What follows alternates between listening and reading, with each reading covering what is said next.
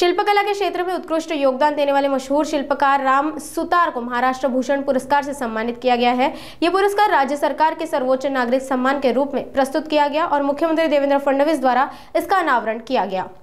धुले के गोंदूर निवासी शिल्पकार राम सुतार को महाराष्ट्र भूषण पुरस्कार से सम्मानित किया गया। उनके भतीजे और शिल्पकार रवि सुतार ने केंद्र सरकार से राम सुतार को भारत रत्न देने की मांग की। रवि के साथ ही अरब सागर में शिवाजी महाराज का स्मारक जल्द पूरा करने की अपील की। राम सुतार के परिवार ने इस सम्मान को शिल्पकला और भारतीय संस्कृति के लिए महत्वपूर्ण माना और मुख्यमंत्री देवेंद्र फडणवीस का धन्यवाद व्यक्त किया। माझं नाव रवि सुतार, मी राम सुतारांचा पुतणे आहे। मला ज्यावेळेस मला मित्रांनी व्हॉट्सअपला पाठवलं त्यावेळेस की काकांना पुरस्कार मिळाला, मी बी माझ्या कामात गुंग होतो।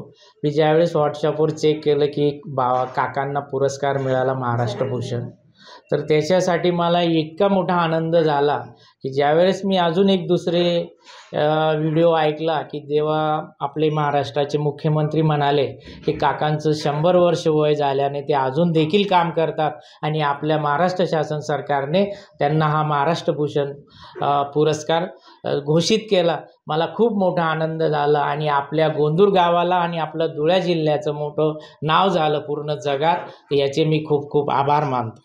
काय आता आपली अपेक्षा अजून इच्छा आहे आपली? अपेक्षा माझी एकच आहे की आपल्या महाराष्ट्र सरकारने थोडं लक्ष दिलं तर त्यांचे जे मनात ज्यावेळेस अटलजी पंतप्रधान होते, अटल बिहारी, त्यावेळेस त्यांनी एक समुद्रात अश्वारूढ मोठा भव्य पुतळा लागवावा ही त्यावेळेसची न्यूज आहे।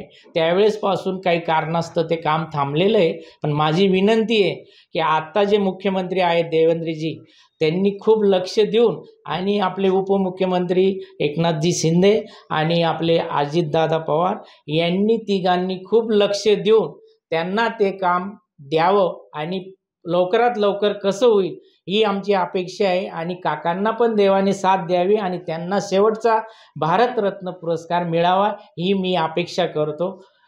एवढं माझं बोलून